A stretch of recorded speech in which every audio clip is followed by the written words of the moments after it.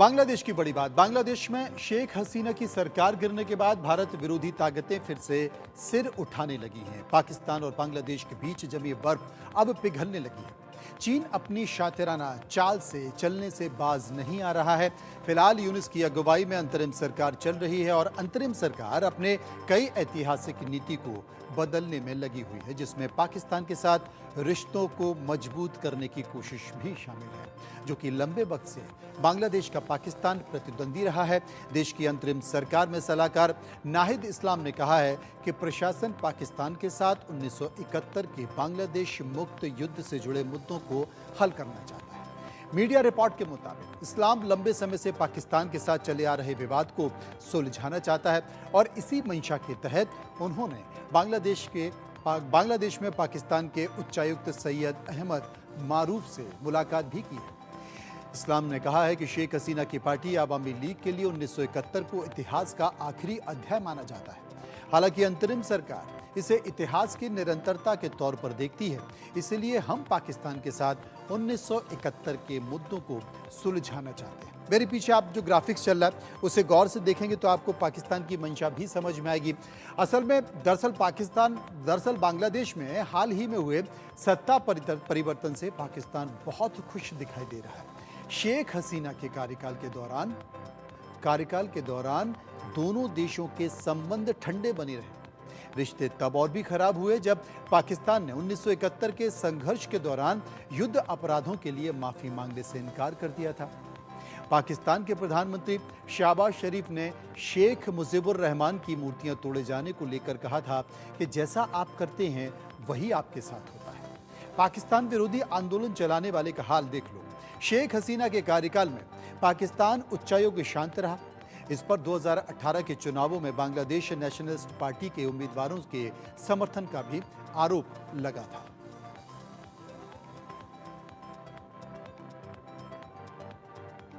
एक और बड़ी बात, भारत में पूरी दुनिया के मुकाबले सोना महंगा है। अंतर्राष्ट्रीय बाजार में 67,700 रुपए प्रति 10 ग्राम औसत कीमत के मुकाबले देश में 24 कैरेट सोना 71,474 रुपए है, यानी कि घरेलू बाजार में सोना औसतन 3,794 रुपए ज्यादा दाम पर बिक रहा है। इसके बावजूद सोने की मांग बढ़ रही है। वर्ल्ड गोल्ड काउंसिल का अनुमान है कि इस साल भारत में करीब 850 टन सोने की खपत होगी। ये पिछले साल से 13.33% ज्यादा है। सोना कितना सोना है, ग्राफिक के जरिए आप देखिए, आपको पता चलेगा कि चीन में, पाकिस्तान में, नेपाल में, श्रीलंका में आखिर सोने के दाम क्या हैं और भारत में कितने हैं। असल में जब घरेलू बाजार में 750 टन सोने की बिक्री हुई थी तब ये स्थिति बनी हुई थी। चलिए, जो पड़ोसी देश हैं वो भी आप देख रहे हैं कि पड़ोसी देशों में सोने की स्थिति क्या है, क्योंकि चीन देखिए 67,000 के आसपास चीन में है, बांग्लादेश में 68,297, भारत में 71,494, म्यांमार में 1,02,138 ये कीमत है सोने की। और आप अंदाज़ा लगा सकते हैं कि भारत में सोने की क्या कीमत है और आपके पड़ोसी देशों में सोने की क्या कीमत है, लेकिन भारत में जो कीमत है वो सबसे ज़्यादा है। भारत में 71,494।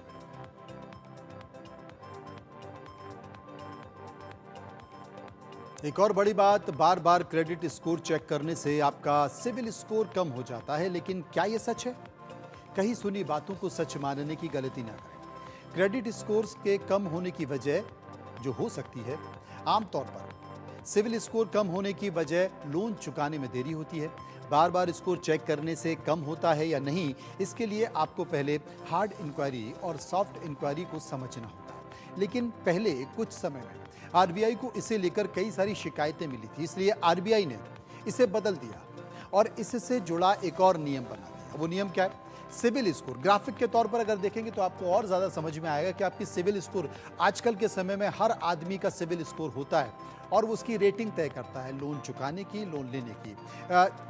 जो नंबर आपको दिए जा रहे हैं वो सिविल स्कोर का महत्वपूर्ण हिस्सा है। सिविल स्कोर एक 3 अंकों का नंबर होता है जो आपकी क्रेडिट हिस्ट्री और क्रेडिट वर्थनेस को दर्शाता है। ये स्कोर 300 से 900 के बीच होता है, जिससे 750 या फिर उसके ऊपर का स्कोर एक अच्छा स्कोर माना जाता है, जो बताता है कि आप का जो क्रेडिट स्कोर क्या है। एक नियम के मुताबिक अब ग्राहकों का सिविल स्कोर हर 15 दिन में अपडेट होता है और ये नियम 1 जनवरी 2025 से लागू होता है।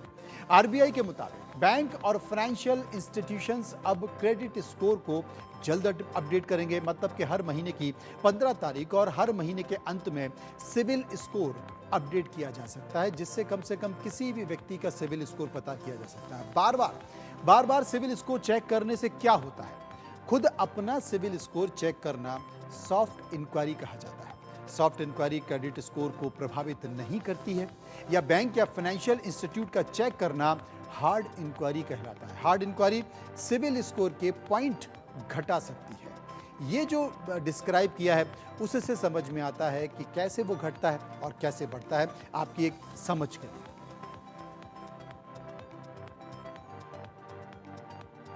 और अगली बड़ी बात राजनीति से जुड़ी हुई कर लेते हैं। राहुल गांधी ने जम्मू कश्मीर के रामबन और अनंतनाग में चुनावी रैली की है। राहुल गांधी ने कहा है कि जम्मू कश्मीर से स्टेटहुड छीना गया, हम इसे वापस देंगे। यहाँ राजा का शासन है, यहाँ के राजा एलजी हैं। पहले केंद्र शासित प्रदेशों को राज्य बनाते थे, मोदी जी ये राज्यों को केंद्र शासित प्रदेश बना रहे हैं। राहुल ने प्रधानमंत्री मोदी, गृह मंत्री अमित शाह, मुकेश अंबानी, गौतम अडानी पर भी निशाना साधा। उन्होंने कहा कि प्रधानमंत्री मोदी पहले छाती फैलाकर चलते थे और अब वे कंधे झुकाकर चलते हैं। इस बार संसद में सिर पर संविधान रखकर वो घुसे। कश्मीर में कांग्रेस और नेशनल कॉन्फ्रेंस ने गठबंधन किया। 90 सीटों में से 51 पर एनसी यानी कि नेशनल कॉन्फ्रेंस और 32 सीटों पर कांग्रेस चुनाव लड़ रही है। 5 सीटों पर फ्रेंडली फाइट होगी। 2 सीटें सीपीआईएम को और पैंथर पार्टी को मिली हैं। जम्मू कश्मीर चुनाव 18 सितंबर, 25 सितंबर और 1 अक्टूबर को 3 फेज में होने वाला है। कांग्रेस ने 40 स्टार प्रचारकों का नाम भी तय कर दिया है। इसमें मल्लिकार्जुन खड़गे, सोनिया और प्रियंका गांधी के नाम भी शामिल हैं। हिंदुस्तान के इतिहास में पहली बार स्टेटहुड छीना गया है। यूनियन टेरिटरी को पहले यूनियन टेरिटरी को स्टेट बनाया गया था। स्टेट को बांटकर 2 स्टेट बनाए गए। तेलंगाना बना,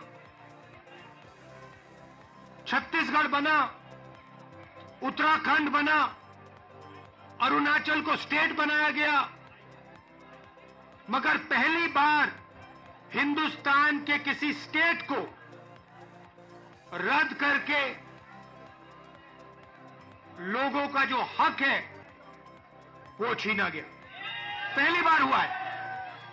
ऐसे हिंदुस्तान के इतिहास में, मॉडर्न इंडिया में यह काम पहले कभी नहीं किया गया।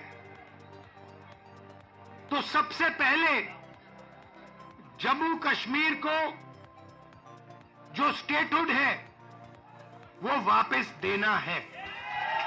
मानकर चलो, यहां पर कांग्रेस पार्टी की अलायंस की सरकार आ रही है। ये निश्चित है, ये होने जा रहा है। और हमारा पहला काम, हमने नेशनल मैनिफेस्टो में कहा और मैं यहां भी कह रहा हूं, जो भी सरकारी वैकेंसीज हैं उनको हम भरेंगे और एज को हम 40 साल तक एक्सटेंड कर देंगे। जो डेली वेज का काम करते हैं उनको हम रेगुलराइज करेंगे, परमानेंट करेंगे। एक और बड़ी बात, प्रयागराज के मदरसे जामिया हबीबिया मस्जिद आजम में आरएसएस पर जहरीली किताब को लेकर एक बड़ा अपडेट आया है। मदरसे से पढ़कर निकले 630 बच्चों को आईबी और एटीएस ढूंढ रही है। ये तलाश एजेंसियों को 6 राज्यों तक लेकर की गई है। ये वही बच्चे हैं जिनका मौलवी मोहम्मद अफसूरुल आरिफिन ने ब्रेन वॉश किया है। आरोप है कि इसी मदरसे को हर साल तुर्की, सऊदी, दुबई से 48 लाख रुपए चंदा मिलता है।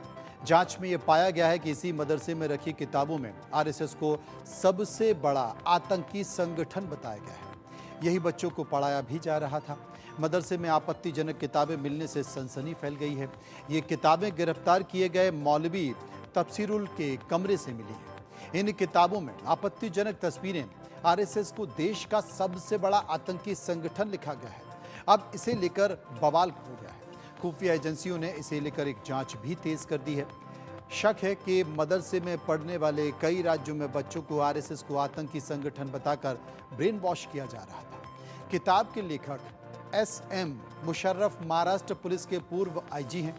किताब में मुंबई 26/11 हिंदू अटैक बताया गया है। पाकिस्तान के डॉन अखबार ने किताब की तारीख में लिखा था कि डॉन ने लिखा था कि इंडिया का एक आईजी खुद ये कह रहा है कि ये हमला पाकिस्तान ने नहीं किया है। किताब उर्दू में लिखी गई है। अब आपत्तिजनक किताब मिलने के बाद मदरसे में पुलिस के अलावा इंटेलिजेंस से जुड़े लोग भी जांच करने पहुंच गए हैं। कुछ लोगों को वहां गिरफ्तार भी किया गया है। प्रयागराज के जामिया हबीबिया मदरसे में जो जांच अब नए खुलासे हुए हैं उसमें मिला है कि आरएसएस एक आतंकी संगठन है और उसको एक बाकायदा एक किताब है वो बरामद हुई है। उसमें कई ऐसे दस्तावेज जो लिखे हुए हैं, जैसे मुंबई का जो बम ब्लास्ट हुआ था वो हिंदुओं ने किया था, साथ ही मालेगांव ब्लास्ट, समझौता एक्सप्रेस कांड, इस तरह के तमाम जो कांड हुए थे उसमें हिंदुओं को उसमें दर्शाया गया है। तो ऐसी किताब मिलने के बाद अब जो है जो मदरसा है वो सवालों के घेरे में है कि आखिरकार कौन सी ऐसी पढ़ाई हो रही थी उस मदरसे में। और मैं इसमें मौजूद हूँ उसी जामिया हबीबिया मदरसे में। आप देख सकते हैं ये जो मदरसा है ये बहुत ही पुराना समय से मदरसा चला आ रहा है। अब इसमें जो प्रिंसिपल थे यहाँ पे जो नकली नोट के कारोबार में पकड़े गए थे, जो इसी मदरसे के अंदर ही छपाई चलती थी, वो यही मदरसा है और इसी मदरसे में ही बतौर किराए के कमरे में छपाई का काम किया जाता था और उसको मार्केट में खपाया जाता था। और आइए इस मदरसे के अंदर का हाल दिखाते हैं कि मदरसा किस तरह से है, क्या इसकी स्थिति है, परिस्थिति है। और यहाँ के जो लोग हैं उनसे भी हम बातचीत करेंगे कि क्या कार्रवाई की जा रही है अगर इस तरह की जो चीज़ें बरामद होने के बाद से, और जो नकली नोटों का जो कारोबार यहाँ पे किया जा रहा था। सर क्या नाम है आपका? मोहम्मद अतीक। सर क्या है आप यहाँ पे बताओ? मैं यहाँ पे क्लर्क हूँ। अच्छा, क्लर्क हैं आप। तो ये बताइए इस मदरसे में जो प्रिंसिपल थे उनका क्या नाम था? और एक्टिंग प्रिंसिपल। हाँ, तो उनके वो नकली नोटों का कारोबार अपने इसी मदरसे के कमरे में बनवाते थे। और साथ ही जो उसमें जो अब जो किताब जो बरामद हुई है जिसमें आरएसएस को आतंकी संगठन बताया गया, इस तरह की तमाम आपत्तिजनक चीज़ें मिली हैं, तो क्या कहेंगे इसको लेकर? देखिए, सबसे पहले तो उनके फादर यहाँ पर 55 साल तक प्रिंसिपल थे। 55 ईयर्स तक वो प्रिंसिपल थे। एक बैग उनकी जब डेथ हुई तो एक्टिंग प्रिंसिपल उन्हीं को बना दिए गए। अब वही प्रिंसिपल ऊपर उनको अपने उनकी फैमिली थी, उनके अम्मा वगैरह। तो ऐसी सूरत में वो जो हैं तो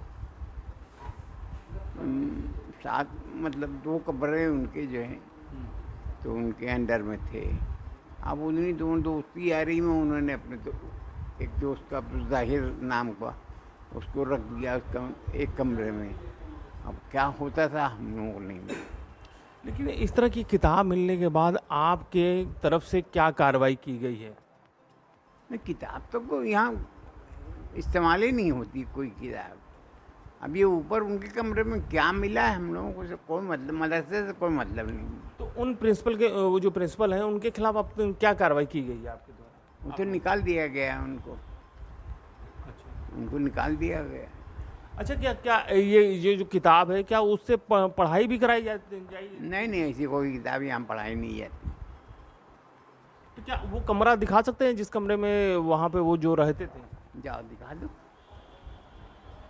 आइए आपको अब हम चलते हैं उस कमरे में, दिखाते हैं और उस कमरे के बारे में बताएं कि कौन सा ऐसा कमरा था जिसमें इस तरह की जो चीज़ें हैं वो गतिविधियाँ जो वहाँ होती थी। और जिसके बाद अब जांच एजेंसीज जो हैं लगातार अब जांच कर रही है। आइए पहले मदरसे का हाल आपको दिखाते हैं। मदरसा जो है ये बहुत पुराना है, बहुत समय से पुराना ये मदरसा है। अब ये देखिए यहाँ बच्चों के पढ़ने के लिए बनाए गए थे। ये देखिए बाकायदा बेंच लगी हुई हैं, किताबें हैं, दरी बिछी हुई है। जो एक सिस्टमेटिक तरीके से जो मदरसा जो हुआ करता था वो यहाँ पे चलता था। आइए अब चलते हैं उस कमरे की तरफ।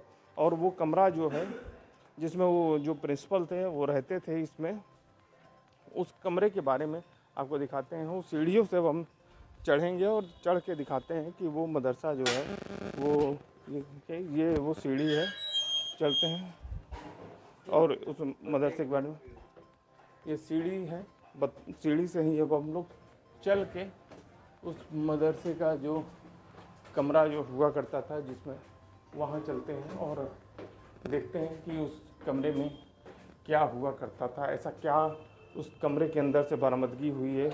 ये वो कमरा है, अभी यहाँ पे ताला बंद कर दिया गया क्योंकि सुरक्षा कारणों के मद्देनज़र ये कमरा बंद कर दिया गया है। ये उसी कमरे का जो कंपाउंड है, यही वो 2 कमरे हैं जहाँ पे वो रहते थे, जिसमें नकली नोटों का कारोबार हुआ करता था। साथ ही अब जो नई किताब जो बरामद हुई है उसमें कहा गया कि आरएसएस एक आतंकवादी संगठन, इस तरह की किताब मिलने के बाद ये जो मदरसा है वो सवालों के घेरे में है, वो खड़ा हो गया है। और इसी मदरसे की अब जो जांच है वो एटीएस समेत तमाम जांच एजेंसीज जो हैं अब वो लगातार करने लगी हैं और देखना होगा कि इस जांच में और क्या क्या तथ्य निकल के सामने आते हैं। Amit Srivastava, India news, Prayagraj.